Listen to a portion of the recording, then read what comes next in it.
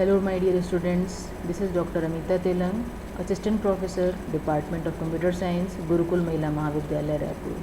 PGDC second semester students के लिए DBMS subject का यूनिट नंबर 3 हम पढ़ रहे हैं।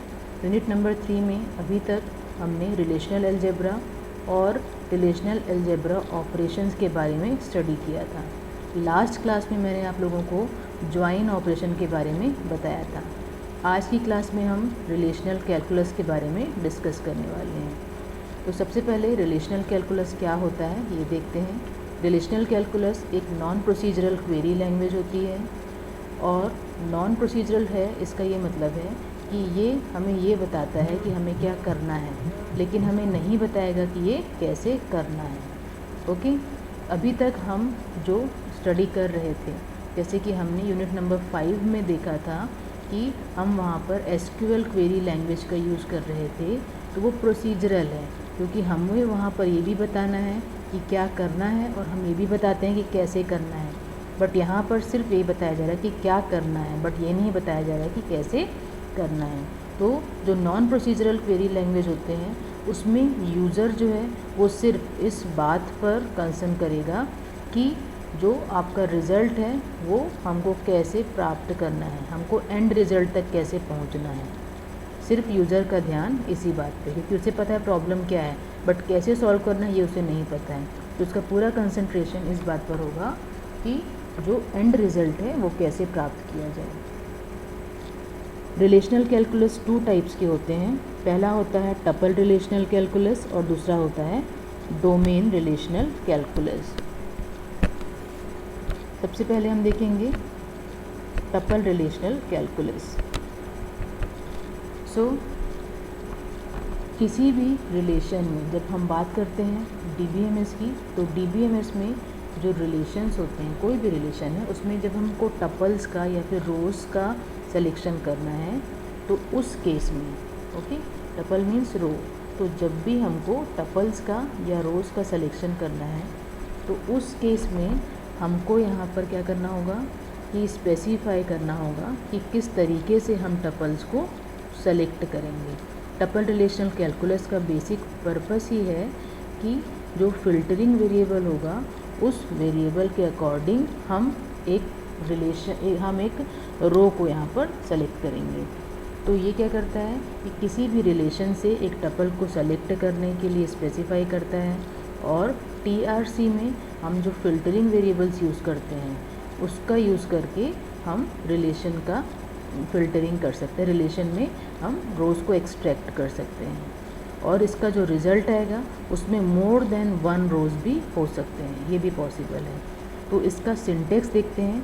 इस तरीके से देखिए, कर्ली ब्रैकेट के अंदर हमने सिंटेक्स लिखा हुआ है T, okay, then standing line PT, और इस तरीके से T कंडीशन T। तो यहाँ पर T जो है वो रिजल्टिंग टपल है, PT जो है वो एक कंडीशन है, क्योंकि हमको यहाँ पर जो फ़िल्टर करना है वो किसी कंडीशन के बेस पे करना है, तो हमको यहाँ पर एक कंडीशन देना पड़ेगा। एग्जाम्पल देखते हैं इसका इस तरीके से। यहाँ पर देखिए कि हमने यहाँ पर जो एग्जाम्पल लिया हुआ है T.name author T and T.article is equal to database, मतलब हमको जो ऑथर रिलेशन है उस ऑथर रिलेशन, उस ऑथर टेबल से हमको ऐसे टपल्स चुनना है, ओके, जहाँ पर लेखक मतलब जो आपका ऑथर है उसका नाम जो है वो डेटाबेस हो, ओके। लेखक के नाम के साथ में हमको एक और टपल देना है जिसके डेटाबेस पर एक आर्टिकल लिखा हुआ है, ओके। तो यहाँ पर ये जो आउटपुट जनरेट करेगा वो आपका टपल रिलेशनल कैलकुलस आउटपुट आएगा आपको, मतलब ऐसे रोज़ को यहाँ पर कंडीशन के बेस पे जनरेट किया जाएगा।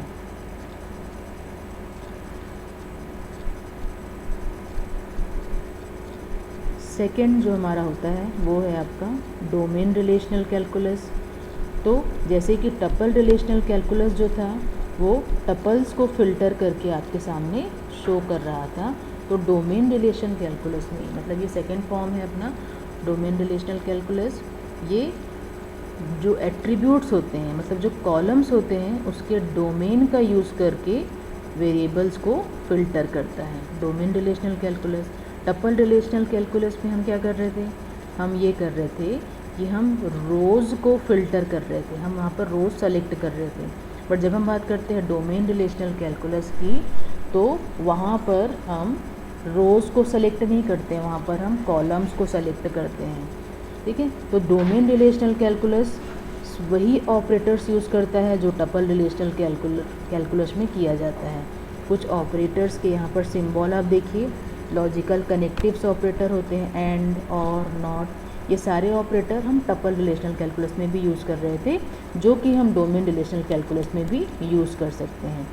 इन दोनों में एक चीज़ इम्पॉर्टेंट है, वो है इसके जो क्वालिफायर्स होते हैं वो, okay, means tuple relational calculus और डोमेन रिलेशनल कैलकुलस, इन दोनों के लिए ही एग्जिस्टेंशियल और यूनिवर्सल क्वालिफायर का यूज़ किया जाता है। थोड़ा सा क्वालिफायर के बारे में हमको यहाँ पर जानना ज़रूरी है कि क्वालिफायर्स होते क्या हैं। तो क्वालिफायर्स का यूज़ नॉर्मली क्वालिफाइड एक्सप्रेशंस में किया जाता है, और इसका यूज़ करके हम क्या कर सकते हैं, फ्री वेरिएबल्स को बाउंड कर सकते हैं। नॉर्मली हम प्रोग्राम्स में बहुत से फ्री वेरिएबल्स का यूज़ करते हैं, तो यूजिंग क्वालिफायर्स हम उनको बाउंड कर सकते हैं। और क्वालिफायर्स का बेसिक जो यूज़ है, बहुत वाइड यूज़ होता है इसका प्रेडिकेट लॉजिक में और डिस्क्रीट मैथमेटिक्स में, ओके। तो क्वालिफायर का यूज़ करके जो गिवन लॉजिकल स्टेटमेंट होता है, कोई भी एक लॉजिकल स्टेटमेंट जो दिया जाता है, उसको हम ट्रांसलेट कर सकते हैं।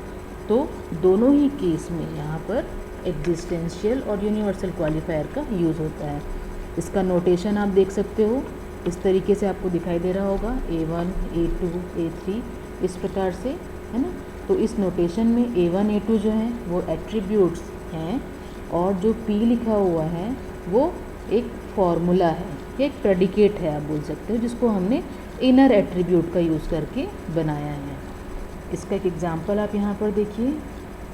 इस एग्ज़ाम्पल में यहाँ पर आर्टिकल, पेज और सब्जेक्ट, है ना, ये तीन चीज़ें यहाँ पर लिया हुआ है। कोई भी एक रिलेशन ले सकते हैं, उस रिलेशन से सपोज़ हमने यहाँ पर ये तीन जो आपके कॉलम्स हैं उसको हमने यहाँ पर लिया हुआ है, और उसमें हम जिसका सब्जेक्ट डेटाबेस है सिर्फ उन्हीं को यहाँ पर डिस्प्ले किया जाए। तो इस प्रकार से ये टपल रिलेशनल कैलकुलस जो है और जो डोमेन रिलेशनल कैलकुलस है वो वर्क करते हैं। नेक्स्ट क्लास में हम देखेंगे stand alone and embedded query language. Thank you very much.